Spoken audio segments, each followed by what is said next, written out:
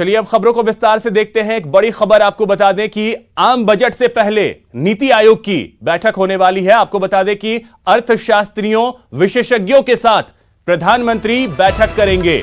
अर्थव्यवस्था में मंदी की स्थिति पर मंथन होगा और आपको बता दें कि जीडीपी ग्रोथ रेट कैसे बढ़ाया जाए, इसको लेकर के भी चर्चा यहां संभव है। तो आर्थिक हालात को लेकर यहां चर्चा होने की संभावना है। बेहद अहम यह बैठक आज होने वाली है। प्रधानमंत्री नरेंद्र मोदी इस बैठक में मौजूद रहेंगे और 1 फरवरी को बजट पेश होना है। तो आपको बता दें कि बेहद अहम यह बैठक, नीति आयोग की यह बैठक जो है होने वाली है, जिसमें अर्थशास्त्री, विशेषज्ञ जो हैं वो प्रधानमंत्री के साथ बैठेंगे और जो अर्थव्यवस्था में मंदी का दौर चल रहा है उससे किस तरीके से उबरना है, इन तमाम कई चीजों को लेकर के आज चर्चाएं जो है वो संभव हैं।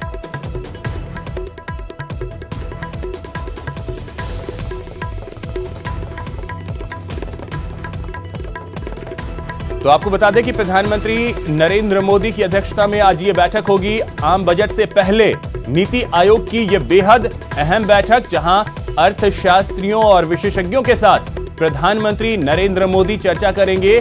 जिस तरीके से लगातार अर्थव्यवस्था में मंदी का दौर चल रहा है उससे कैसे निपटा जाए। उधर कोटा के मुकुंदरा टाइगर रिजर्व में बुधवार रात भीषण आग लग गई। आग रिजर्व की दरा रेंज के सावन भादो डैम क्षेत्र के ग्रासलैंड में लगी। आग से रिजर्व के करीब 25 हेक्टेयर ग्रासलैंड को बड़ा नुकसान पहुंचा है। आग से प्रभावित ग्रासलैंड की घास जल चुकी है, लेकिन समय रहते 5 दमकलों और वन कर्मियों साथ ही साथ ग्रामीणों ने तत्परता दिखाते हुए आग पर काबू पा लिया। तस्वीरें आप देख सकते हैं कि किस तरीके से आग लगी। वहीं आपको बता दें कि जंगल की घास ज्यादातर सर्द मौसम में पड़ने वाले पाले की वजह से गीली होने के कारण आग और ज्यादा बड़े एरिया में नहीं फैल सकी। करीब 3 घंटे के मशक्कत के बाद आग पर काबू पा लिया गया।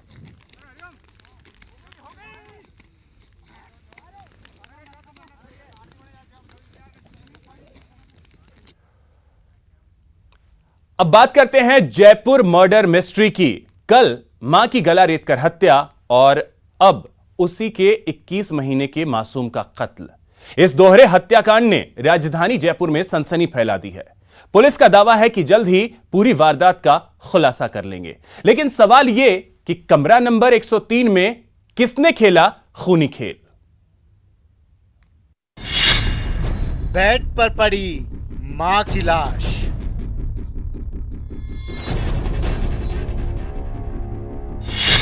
सूना पड़ा बेटे का झूला,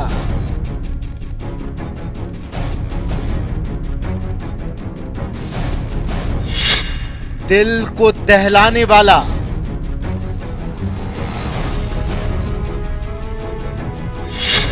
ये खूनी खेल किसने खेला।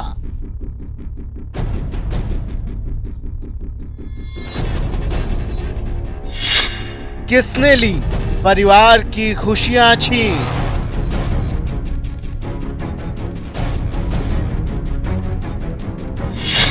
खौफनाक कहानी कह रहा कमरा नंबर 103। किसकी क्रूरता है ये क्राइम सीन।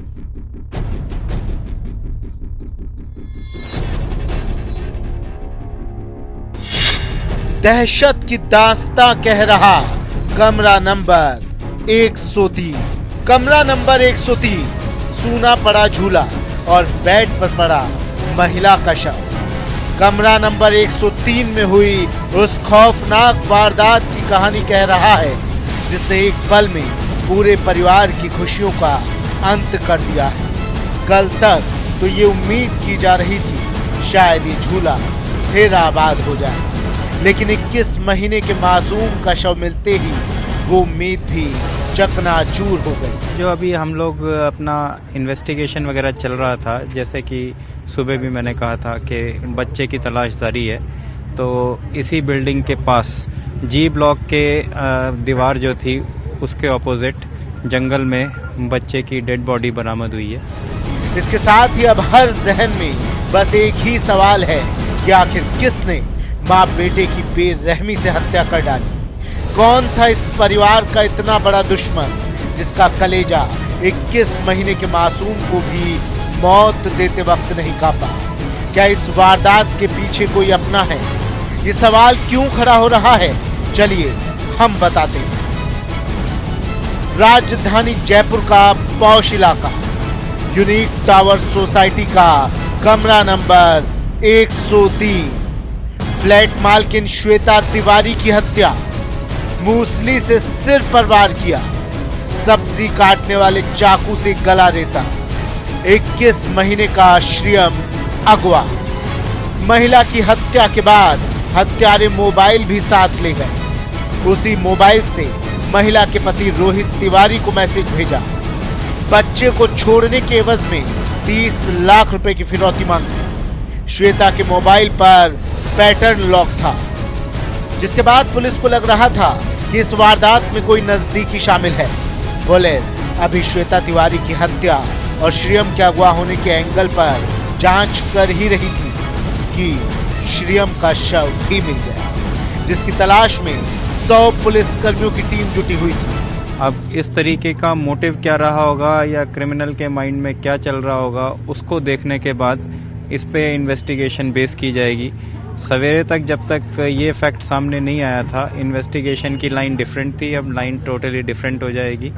जो कोई भी इस तरीके के काम करके गया, हम उसको जल्दी ही पकड़ेंगे। अब ये देखने वाली बात होगी कि इस खौफनाक हत्याकांड की परत दर परत कैसे खुल पाती है, लेकिन इस हत्याकांड ने गुलाबी नगर को दहला कर रख दिया है। न्यूज़ 18 के लिए जयपुर से सौरभ गृहस्थी की रिपोर्ट। बहरोड लॉकअप ब्रेकअप कांड में राजस्थान स्पेशल ऑपरेशन ग्रुप को बड़ी कामयाबी हाथ लगी है। एसओजी राजस्थान ने बहरोड थाने पर फायरिंग मामले के मुख्य साजिशकर्ता धर्मवीर गुर्जर को गिरफ्तार कर लिया है। आरोपी धर्मवीर गुर्जर पर राजस्थान पुलिस ने 50,000 रुपए का इनाम घोषित किया था, जबकि हरियाणा पुलिस ने आरोपी धर्मवीर गुर्जर पर 1 लाख रुपए का इनाम घोषित कर रखा था। आपको बता दें कि हरियाणा पुलिस भी आरोपी धर्मवीर गुर्जर को 8 मामलों में सरगर्मी से तलाश कर रही है। मालूम हो कि धर्मवीर गुर्जर ने थाने पर फायरिंग कर पपला गुर्जर को फरार कराया था। वहीं एसओजी को पपला कांड के मुख्य साजिशकर्ता की गिरफ्तारी के बाद अन्य आरोपियों की गिरफ्तारी की उम्मीद भी बढ़ गई है।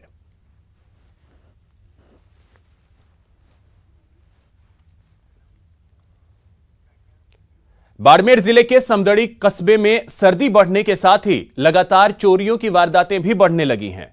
चोरों ने अब घरों और व्यापारिक प्रतिष्ठानों के साथ मंदिरों में भी चोरी की वारदात को अंजाम देना शुरू कर दिया है। समदड़ी कस्बे के कर्मावास गांव के चोंधरा माता मंदिर में देर रात नकाबपोश चोरों ने मंदिर के ताले तोड़कर दानपात्र को उठाकर भाग गए। ये पूरी वारदात जो है वो सीसीटीवी कैमरे में कैद हो गई। दानपात्र में रखी नकदी चुराकर दानपात्र को सूने खेत में फेंककर वहां से फरार हो गए। घटना की जानकारी के बाद समदड़ी थाना पुलिस ने मामला दर्ज कर सीसीटीवी फुटेज के आधार पर चोरों की तलाश शुरू कर दी है। वहीं जिले भर में लगातार बढ़ रही चोरी की वारदात के बाद पुलिस की गश्त पर सवाल खड़े हो रहे हैं। ब्रेक के बाद आपका स्वागत है। मरुधरा में सर्दी का सितम जारी है और इसी को देखते हुए जयपुर के स्कूलों में एक बार फिर से छुट्टी का ऐलान कर दिया गया है। आज और कल स्कूल बंद रहेंगे। तो मरुधरा में लगातार सर्दी का सितम जारी है और इसी को मद्देनजर रखते हुए जयपुर के स्कूलों में छुट्टी का ऐलान कर दिया गया है। आज और कल स्कूल बंद रहेंगे। कक्षा 1 से कक्षा 8 तक के बच्चों को छुट्टी दे दी गई है, क्योंकि लगातार सर्दी का सितम मरुधरा में देखने को मिल रहा है। पारा नीचे गिर रहा है और सर्दी के सितम से लोग परेशान हैं। बच्चों की परेशानी को देखते हुए कक्षा 1 से कक्षा 8वीं तक के बच्चों के लिए छुट्टी का ऐलान कर दिया गया है। जयपुर के सभी स्कूल जो हैं वो आज और कल बंद रहेंगे।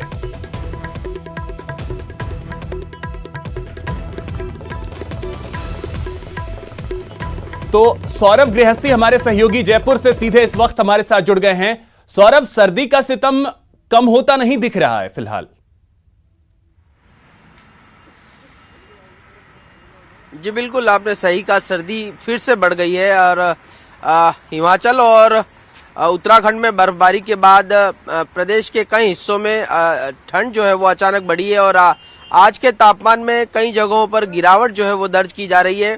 कल राजधानी में 13 डिग्री सेल्सियस के आसपास मिनिमम टेम्परेचर बना हुआ था, जो अब राजधानी में आज करीब 8 डिग्री सेल्सियस के आसपास तापमान पहुंचने की संभावना है। तो ऐसे में सर्दी फिर से बढ़ना लोगों के लिए मुश्किलें पैदा करने वाला है, क्योंकि जिस प्रकार से पिछले 15-20 दिनों से लगातार सर्दी का चरम पर थी और पिछले 2-3 दिन पहले टेम्परेचर में बढ़ोतरी जरूर हुई, लेकिन एक बार फिर से सर्दी जो है वो अपने पूरे उस पे नजर आ रही है। लेकिन आप देख सकते हैं किस प्रकार से लोग जो है वो इस सर्दी से बचाव करते हुए नजर आ रहे हैं। जो लोग सुबह काम से निकलते हैं उन लोगों की मुश्किलें ज्यादा होती है, इस लिहाज से अलाव ही जो है वो सर्दी से बचाव का सहारा है। कुछ लोग हैं उनसे बात कर लेते हैं। बाबूजी, कितनी ठंड लग रही है आपको? जी बहुत ज्यादा लग रही है साहब, हैं? बहुत ज्यादा है ठंड, तो मरने का काम हो रहा है। अच्छा, तो कितने दिन से लगातार परेशान हो रहे हो? कम से कम 15-20 दिन हो गए। 20 दिन ज्यादा है। तो कैसे बचाव करते हो आप? ताप करके करते हैं साहब, तापना पड़ता है। सुबह कहीं काम से निकलते हो? सुबह दूध लेके आता हूँ मैं मोटरसाइकिल से, जब मेरा जी जानता है। तो ये लोग जो है, जो जिनको सुबह काम के लिए निकलना होता है, उन लोगों के लिए ये मुश्किल ज्यादा है, क्योंकि इस वक्त टेम्परेचर जो है वो काफी कम रहता है। इस लिहाज से उनकी मुश्किलें ज्यादा हैं और यही कारण है कि अलाव जो है वो सर्दी से बचने का सहारा। लेकिन दिन में भी, कल दिन भर भी सर्द हवाएं राजधानी में देखने को मिली और आज इस वक्त भी सर्द हवाएं राजधानी में। बिल्कुल, एक और चीज सौरभ, जिस तरीके से आपने तापमान के बारे में बताया कि कल जो तापमान था मिनिमम वो 13 से 14 डिग्री के आसपास था और आज जो है वो 7-8 तक जा सकता है, तो ये जो फ्लक्चुएशन हो रहा है इससे लोगों को खासी परेशानी होती है। और साथ ही साथ मौसम विभाग का क्या कहना है कि आगे क्या और तापमान में गिरावट होगी या अब स्थिति बेहतर हो सकती है?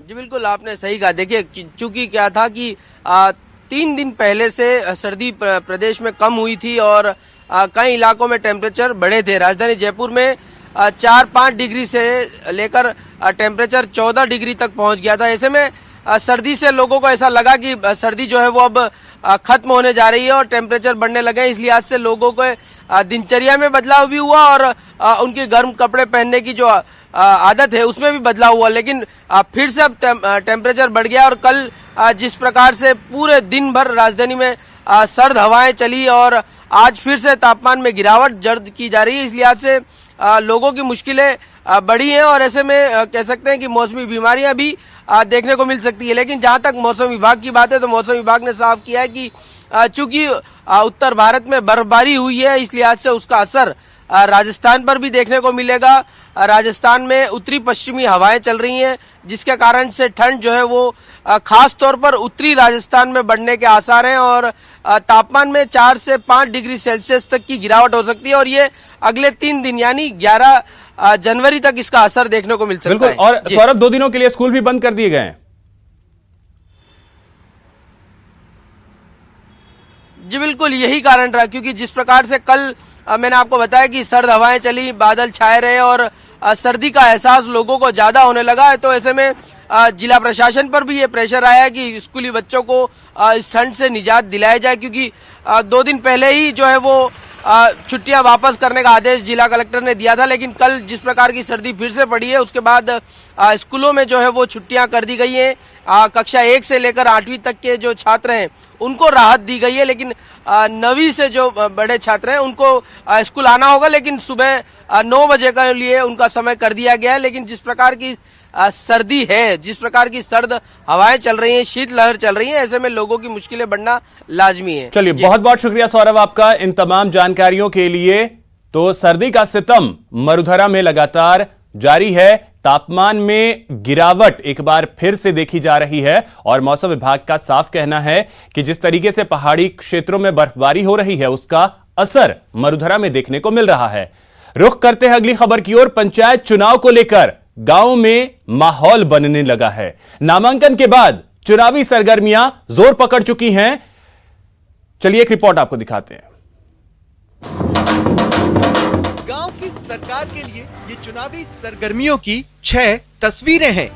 कहीं गाजे बाजे के साथ प्रत्याशियों ने पर्चे दाखिल किए, तो कहीं नारेबाजी करती समर्थकों की भीड़ पर पुलिस ने लाठी बरसाई और कहीं बेकाबू हालात से निपटने के लिए पुलिस का भारी जाब्ता तैनात किया गया। 12 जिले में गांव की सरकार के चुनावों को लेकर घमासान शुरू हो चुका है। प्रथम चरण में बुधवार को 4 पंचायत समिति की 88 ग्राम पंचायत और 870 वार्ड पंचों के लिए नामांकन प्रक्रिया 10:30 बजे से शुरू होकर शाम 4:30 बजे तक चली। इस बार महिला प्रत्याशियों ने काफी संख्या में नामांकन भरा है। गांव के लिए आरओ का पानी लगवाना है गांव में, और ये रोड बड़ा करवाना है स्कूल के पास का, और वहाँ पे जी का वहाँ गार्डन बनवाना है। भीलवाड़ा में पहले चरण के चुनाव के लिए बुधवार को नामांकन पत्र दाखिल करने का सिलसिला शुरू हो गया। गौरतलब है कि कोर्ट की रोक के चलते मांडल पंचायत समिति की धुमाला, संतोखपुरा, बावड़ी और मांडल में इस बार मतदान नहीं हो रहा है। उधर भरतपुर के कामा क्षेत्र में नामांकन के दौरान हंगामा हुआ। कैथवाड़ा ग्राम पंचायत में प्रत्याशियों के समर्थकों ने नारेबाजी की, जो पुलिस को नागवार गुजरी और उन्होंने लोगों पर लाठियां भांजनी शुरू कर दी और लाठीचार्ज में कई ग्रामीण घायल हो गए। वहीं दौसा में पंच और सरपंच की उम्मीदवारी के लिए बुधवार को पर्चे दाखिल किए गए। आपको बता दें कि दौसा जिले की 18 ग्राम पंचायतों में पंच और सरपंचों का चुनाव होना है। बिगुल बजते ही कोटा के भी ग्रामीण इलाकों में चुनावी सरगर्मियां शुरू हो गईं। पहले चरण में कोटा की लाडपुरा पंचायत समिति में मतदान होना है, जिसके लिए प्रत्याशी गाजे बाजे के साथ अपना नामांकन दाखिल करने पहुंचे। नामांकन को देखते हुए सुरक्षा के पुख्ता इंतजाम किए गए थे। यहाँ पर जो अधूरे काम है पंचायत समिति के अंदर उन्हें पूरा कराना, और यहाँ पर शिक्षा के बल पर जोर देना, किस तरीके यहाँ की महिलाओं की भावनाओं को समझना, किस तरह के उनके यहाँ पर विचार हैं उनको देखना कि क्या वो चाहती है, यहाँ पर क्या करना चाहती है। कि यहाँ पर गांव की जो अनपढ़ महिलाएं उनकी भावनाओं कोई नहीं समझ पाता, तो मैं ये देखना चाहती हूँ कि उनकी भावनाएं क्या है, वो क्या चाहती है, और यहाँ पर बच्चों में पढ़ाई का क्या चल रहा है, क्या नहीं चल रहा। उदयपुर जिले की 4 पंचायत समितियों में 17 जनवरी को होने वाले सरपंच और वार्ड पंच के चुनाव के लिए बुधवार को पर्चे दाखिल किए गए। सभी ग्राम पंचायतों में प्रत्याशियों ने नामांकन से पहले रैली निकालकर शक्ति प्रदर्शन किया। इसके बाद समर्थकों की जोश भरी हुंकार के बीच पर्चे दाखिल किए। आपको बता दें कि उदयपुर जिले में निकाय चुनाव 2 चरणों में होना है। पंचायत के रण में पर्चे दाखिल हो चुके हैं। अब 9 जनवरी को नामांकन पत्रों की जांच होगी और उसी दिन शाम तक नामांकन पत्र वापस लिए जा सकेंगे। Bureau report, news 18 Rajasthan. साथ ही आपको बता दें कि राज्य निर्वाचन आयोग ग्राम पंचायतों के चौथे चरण के चुनाव में बदलाव कर सकता है। आयोग शेष बची 198 ग्राम पंचायतों के चुनाव चौथे चरण में करवा सकता है। इसके लिए आयोग ने सुप्रीम कोर्ट के फैसले के बाद राज्य सरकार से रिपोर्ट मांगी है। आयोग ने पंचायती राज विभाग को पत्र लिखा है। राज्य सरकार को सुप्रीम कोर्ट के फैसले से बड़ी राहत मिली है। सुप्रीम कोर्ट ने 1 दिसंबर को हुए संशोधित पुनर्गठन को सही माना था और जोधपुर हाईकोर्ट के आदेश पर रोक लगा दी थी।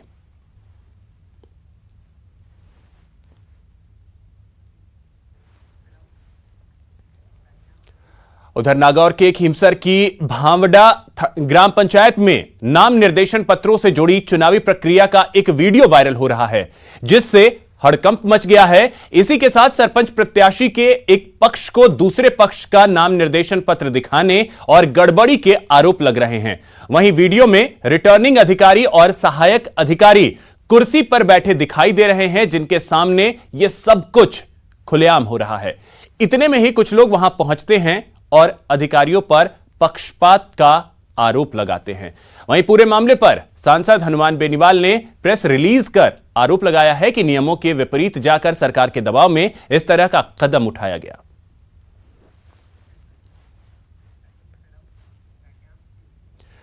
परिंदों को मांझे की मार से बचाने के लिए वन विभाग ने एक मुहिम चलाई है। देखिए रिपोर्ट।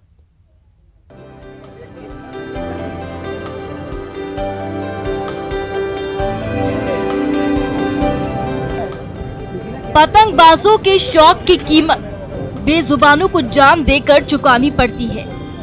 कुछ खुशकिस्मत बच जाते हैं, जबकि कई बुरी तरह लहूलुहान हो जाते हैं। जी हाँ, मकर संक्रांति पर जब आसमान सतरंगी पतंगों से रंग जाता है, पेज पर सवार उमंगे आसमान में अटखेलियां करती हैं, तब कई परिंदों की शामत आ जाती है।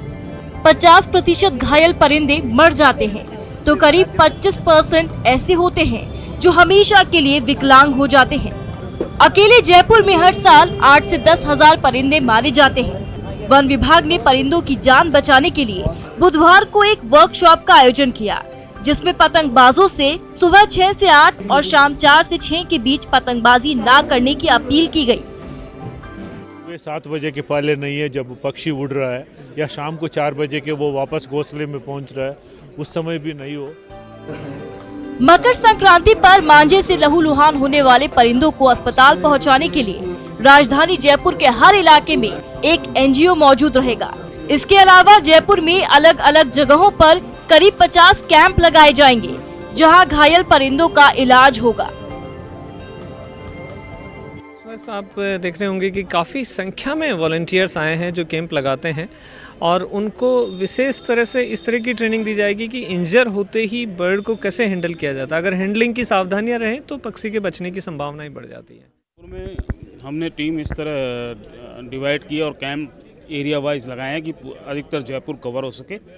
जहाँ पर पूरा कवर होना संभव नहीं था, वहाँ रेस्क्यू वॉलंटियर्स लगाए हैं, ताकि वहाँ से भी जैसे भी कोई बर्ड घायल मिले, उसको स्पेशली वाइल्ड बर्ड घायल मिले तो उसको कहाँ पहुँचाना है, उसके पास वाले वेटनरी केयर हॉस्पिटल में। अगर ये कहा जाए कि चाइनीज मांझे के इस्तेमाल ने मकर संक्रांति के माथे पर भय का टीका लगा दिया है, तो शायद गलत नहीं होगा।